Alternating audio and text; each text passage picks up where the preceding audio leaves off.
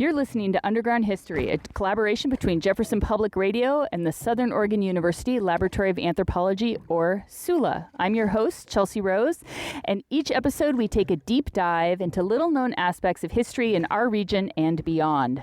And today you can hear the sound of water splashing. That is oars or paddles. What are they, oars? Oars. Oars on the Coquille River. I am here with archaeologist and local historian Reg Pullen, and we are taking to the seas, or I guess the river, in search of cannery sites that were once built along the shores of the Coquille River.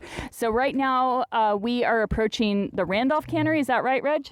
The Parkersburg Cannery. Oh, Parkersburg. And the Parkersburg Cannery was in Randolph, or is they totally unrelated? Randolph was the community we went by down there by the lower end of the island. Parkersburg is on the upper end of the island. Got it. And so this is actually an island in the river, and the river was the road until like the 30s, really, when the road system got built up on the coast. They were kind of slow because of all the bridges they had to do and stuff like that, right?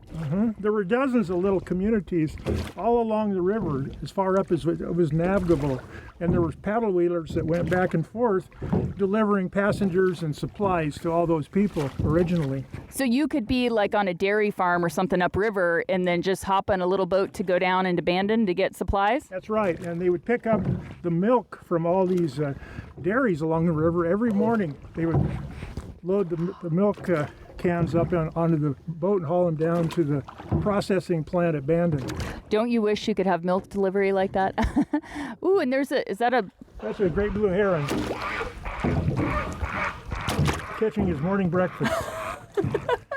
Now this is a logging operation right here. There was a railroad that went from here back up about 10 miles to some hills to the south.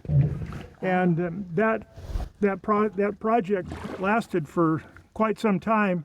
They had to build a trestle across this big canyon on the upper end of it, and as they were pulling a loaded train back, the trestle collapsed, and all the people on the train died. Oh my gosh. There were a couple of people, I guess, that survived, but it was a horrible accident. All these places here have stories. And it seems so tranquil today, but then when you look at all this, the former built infrastructure along the banks, like all these pilings and ruins of structures like that, this would have been really bustling back in the day. It was like a linear community all the way from the mouth upstream to about Myrtle Point.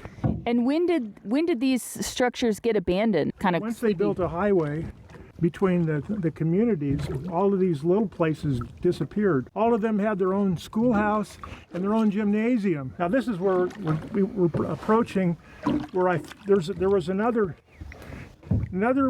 Chinese camp right here on this shoreline, and I picked up artifacts here that relate to that. I don't know about excavating this site or not, but I know that the shoreline has Chinese artifacts on it, and then that's the main cannery up ahead of us there. That's the Coquille Cooperative Cannery. It was kind of like the fishermen had formed a union, basically, so that they could get more for their fish. And that closed down in 1925 when they ended commercial fishing on the river. Because they banned the gill nets, or the sign nets, are they called? Well, they were gill nets. Gill nets, okay, because they were just overfishing the population, right? We're out here today with Reg in the field looking for sites that we could maybe excavate or investigate a little bit as part of the Oregon Chinese Diaspora Project, looking for the contributions and the roles of Chinese Americans and Chinese immigrants in the early canning and fishing industry up and down the Oregon coast.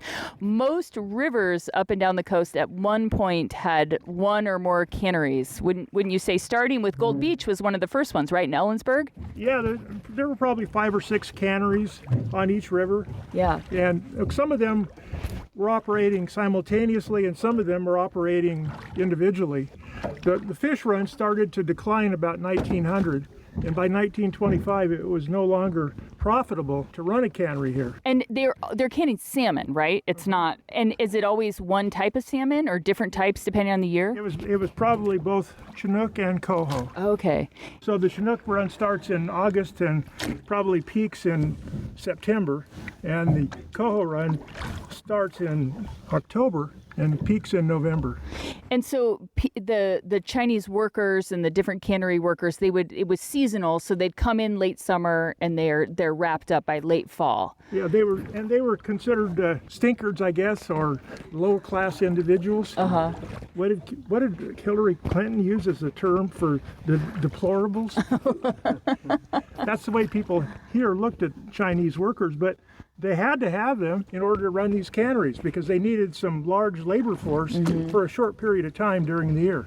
And I know that by the end of, the heyday of all the canneries out of Astoria, I think it was the Elmore cannery, had fleets of workers that would go up and down to the different canneries. So it's a really skilled workforce at some point. Folks really come in and they are efficient and they know what they're doing. I know that in some areas they had more permanent presence in the communities, like Coos Bay had a Chinese American community, Astoria did. Yeah, there were some places where the Chinese, they intermarried or they were accepted enough individual families, but large groups of Chinese were viewed with considerable displeasure by the local residents. Because they're a threat to their labor competition. That's probably a lot of the underpinning of that. And, one of the things that's been fun is today spending time out here is we're really seeing kind of 100+ years of thousands of years really of technology for fishing. We've had modern folks fishing, I think you said striped bass in boats, and then we're seeing this infrastructure from the canneries in the late 19th, early 20th century. And then we've been seeing the shorelines are, marked with fish weirs from the indigenous population here. And you want to talk a little bit about what you were telling me about the types of fish they were catching and those features? Well, when we first started looking at these fish weirs, and I started noticing them when I was maybe 10, 12 years old, and I thought, what are all those limbs sticking up out of the water for? And it turned out those were actually ancient fish weirs that were used by the Native Americans here. And we all thought that they were probably using them to catch salmon because naturally you wouldn't fish for anything but salmon. That's the royal fish, right?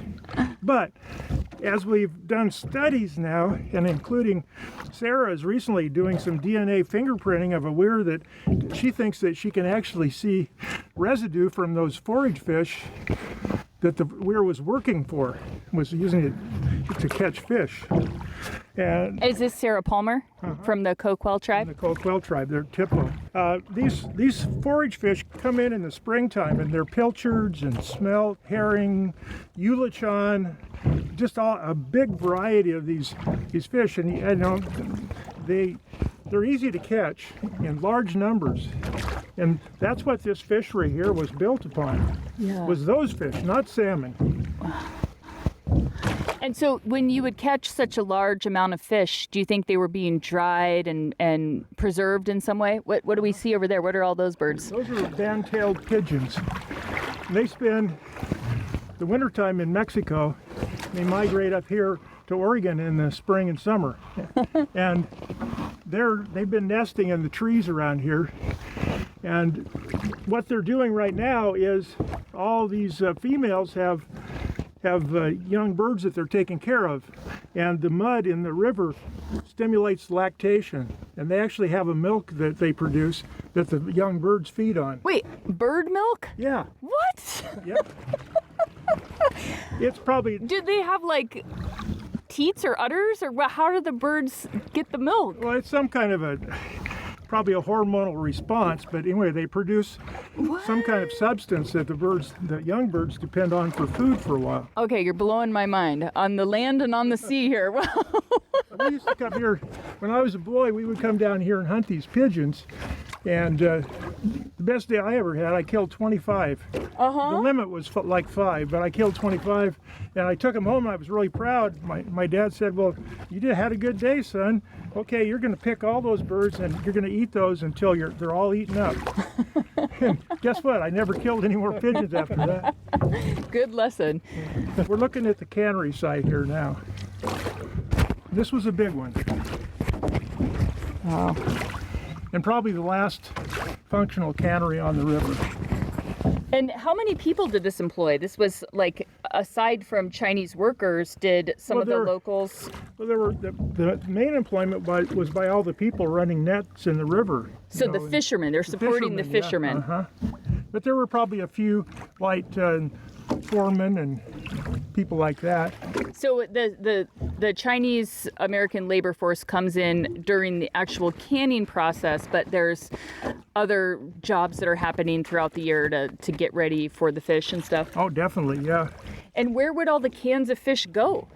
Probably went to San Francisco. Oh. They would transport all the canned salmon down to the mouth of the river and then offload them onto schooners or steamers, and they were taken to San Francisco. Wow. I know in some places you can see some of the old cannery labels too. Oh, well, in the museum here, you've got some of the old labels. They're pretty beautiful. I've got some in my house. You can frame them, and they're beautiful. And what was this cannery called again? This was the Coquille River Fishermen's Co-op cannery. Yeah, this is just a beautiful day to be down here. It is. It's the storm is coming though. It's going to be raining this evening. Okay, we'll be out of here just in the nick of time.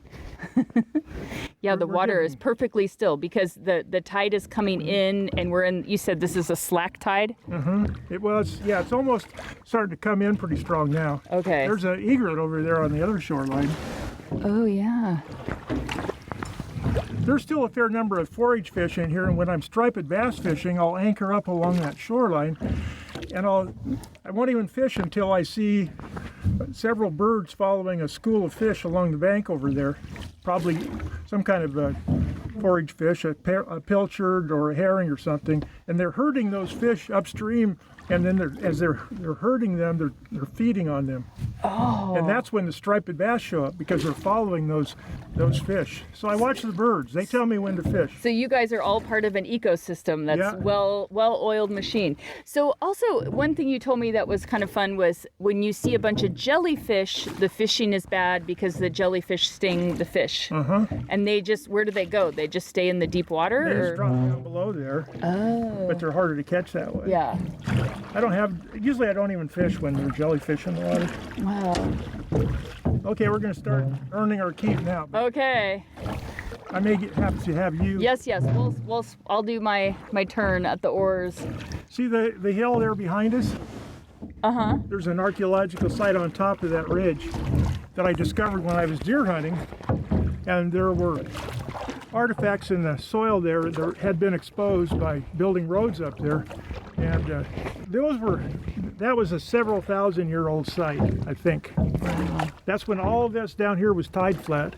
Wow. And then it started to fill in, and by 3000 it pretty much looked like it does today. But this landscape has been constantly changing. Yeah.